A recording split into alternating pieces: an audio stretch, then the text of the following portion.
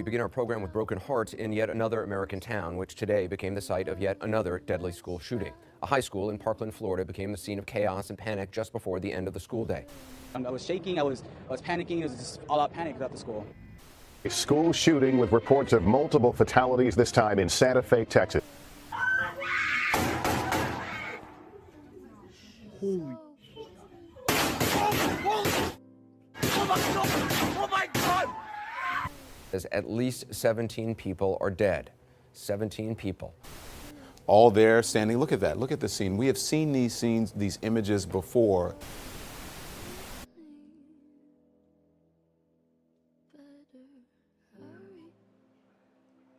Since the tragedy of Columbine, the frequency of mass shootings has skyrocketed in its following years.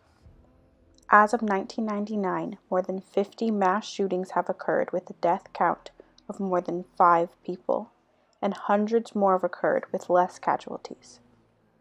Of those 50, 12 took place within a school. With the normalization of violence within schools, it's imperative we ask ourselves, how is this affecting our children's education? 6 minutes and about 20 seconds. In a little over 6 minutes, 17 of our friends were taken from us, 15 were injured, and everyone, absolutely everyone, in the Douglas community was forever altered. Everyone who was there understands. Everyone who has been touched by the cold grip of gun violence understands. For us, long, tearful, chaotic hours in the scorching afternoon sun were spent not knowing. The effects of Columbine, Parkland, Santa Fe, and other tragedies like them reach farther than just the lives they directly touch. With the consistent occurrence of school shootings, teachers and students alike have become more sensitive to the possibility that their own schools will become the next crime scene. I wouldn't say that it's like on my mind every moment of every day. But it's certainly something that, you know, we take seriously and we do think about. It'd be hard to kind of quantify that, but, you know, in different situations we think about differently. So when we're doing security checks or audits, and that's obviously kind of on the back of your mind, or that's why we do what we do. It is something or a thought of mine that affects me daily, because I do think about how the government and how this is something that happens every single day. And, you know, there have been over 100 shootings in 2019 alone. So, you know, that is something that I think about. That being said, in pretty much every area of the school, I've thought about, okay, if it happens right here, here's where we go, here's what we do. Like, this is where the group of students go, you know, and things like that. Usually every day there's a lot of kids at the school who are mentally unstable, and so I'm trying to figure out what is going to set a kid off and what is going to cause a possible shooting in my school. But for me, it's always been a thought process in my mind. I have certain locks for my doors. I have a classroom with a closet, so when I first ever got in there, I told my kids, I'm like, this is where we go. If something happens, we go in the closet, I will lock y'all in there. I've always been one that my kids come first, and my relationships, I think, is what helps me feel confident that none of my kids are going to shoot me. As weird as that sounds, but if I know my kids aren't hating me, then I know I'm going to be okay. No one understood the extent of what had happened. No one could believe that there were bodies in that building waiting to be identified for over a day. No one knew that the people who were missing had stopped breathing long before any of us had even known that a code red had been called. Because the responsibility for the safety of the students lays within the administration's hands, teachers, coaches, and principals now have to worry about more than just providing a well-rounded education, but also securing a stable environment. Oftentimes, this attempt to balance responsibilities for two such demanding roles creates a plight in a teacher's performance. I have to care more about the kids' emotions and what's going on outside of the classroom than really inside of the classroom. So half the time I don't even get to teach because I'm having to figure out if a kid is unstable or if a kid is fighting with another kid, and if that's going to cause a big blow up. I've actually done 4 threat assessments this year on students, so it's not as much of instruction as it is worrying about kids' mental health nowadays. You have to think about and you have to work through, what you do in different situations or different scenarios that might come up. I'll be honest, there's times, random, where it kind of gets in your head and you can't stop thinking about it, and it keeps you up at night and things like that. So one of my teacher friends just told me that she assigns different court cases for the students to research, which is something I do too. And the wrong kid got a court case about a school shooter, and he actually researched it, and then it kind of inspired him to do it. And nothing horrible happened, thank goodness they caught him, but stuff like that I hadn't really thought of until she told me, and so it's been on my mind more recently. No one could comprehend the devastating aftermath, or how far this would reach, or where this would go. Teachers and administrators have begun to incorporate active shooting safety into their everyday routine. The conversation of what is ethical for teachers when it comes to protection of themselves and their students has manifested in the debate of if teachers should or should not be allowed to carry a gun on their person. Is there such thing as too much protection?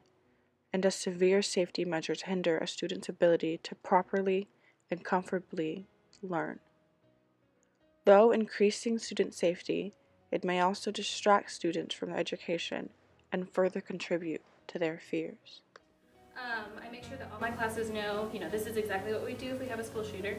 I do keep a baseball bat behind my desk, and I make sure all the students know that should that ever happen, they need something really heavy with them in case he or she tries to break into our room. Probably for us, the biggest difference is just having a resource or a police officer on campus just to kind of provide security. My bigger concern, it would be outside threats than internal threats. And so having somebody that's monitoring the building both inside and out is helpful in that. And then, obviously there's other precautions that we take to make sure that our building stays secure, and some,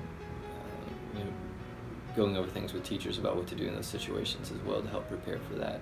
I think the challenge of those is they're oftentimes such dynamic situations that many times aren't going to happen the same way every single time, that it's hard. Like a fire drill, you execute the same way regardless. Something like a shooter on campus kind of changes that a little bit, and so it's a little bit more challenging. There's a lot more police on campus daily. We have 4 on-campus police officers. We also have 2 hall monitors. Our hall monitors are ex-FBI agents, so I think that's very helpful. We also have lockdowns with gates for parking, so the kids just can't get in and out of any of the gates. They're locked at a certain time. So it's a lot more security. The kids are supposed to wear their ID badges, and they really don't, but that's supposed to help as well. I feel like it's a lot more strict, but at the same time it's a lot more relaxed because they feel like kids aren't going to do anything, so they don't really pay as much attention as they should.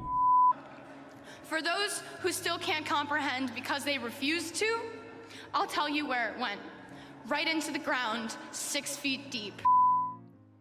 While it is important that as a society we are aware of what is happening around us, it is also crucial to ensure that we are focusing on what is really important. Too many times, news channels, unintentionally or not, focus on the shooter for his heinous acts and ignore the pain and grief experienced by those they wronged. There's a fine line between reporting and glorifying.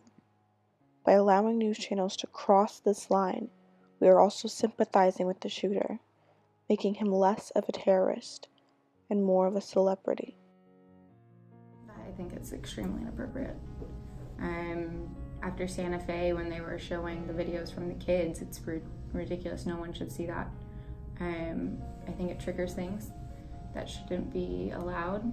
I understand they're trying to shed light to it, but at the same time, you're affecting kids in a way that you wouldn't expect. Teenagers don't take things the same way adults do. When 13 Reasons Why came out 2 years ago, suicides went up ridiculously.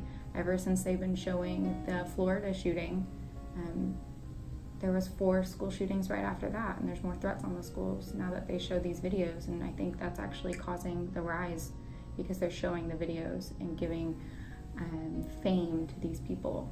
And that's what happens.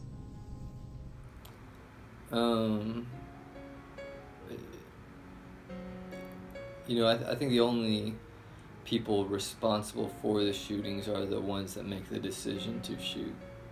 However, I think as a society and as a community, this is a pretty complex problem with a lot of facets, and we all share responsibility in solving that.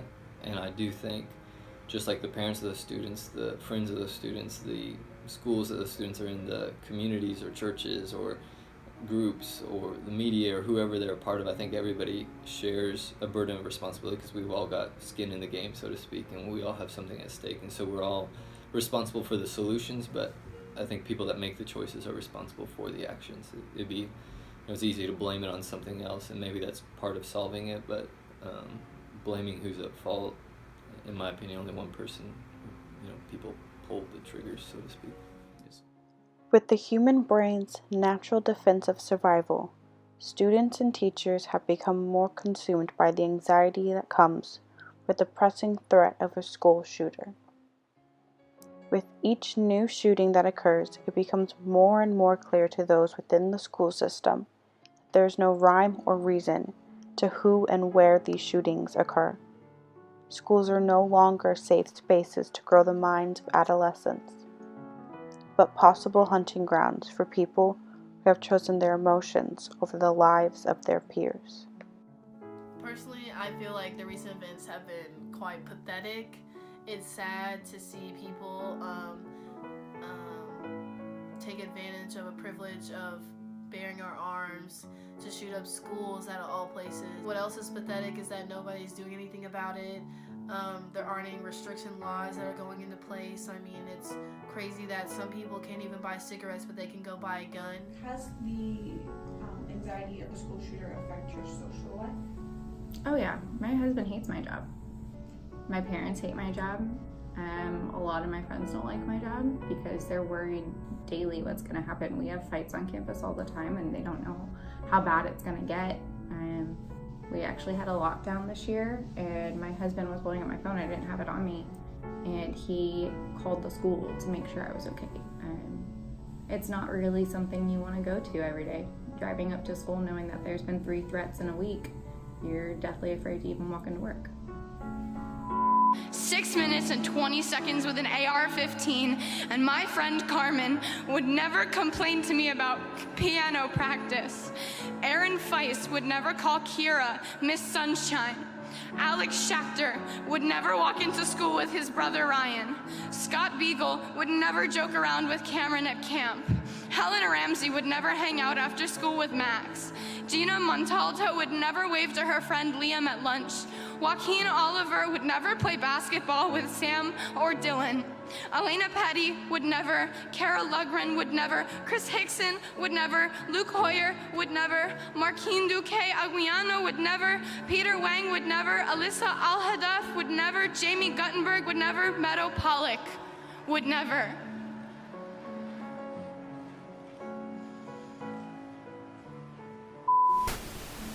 Is that the shooter purchased the firearm. They now have information. The ATF has been tracing this firearm, and what we're being told by U.S. officials is that he purchased this himself. A lot of were on their phones just trying to Snapchat everything because they thought it was a joke, and it wasn't. You have to be 21 to purchase a handgun, but only 18 for an assault-style weapon. That's the federal law. That our Valentine's Day might be interrupted in the middle of the afternoon as cell phone video burst into our phones of children and their hands trembling as they hear gunshots in their high school hallways, right?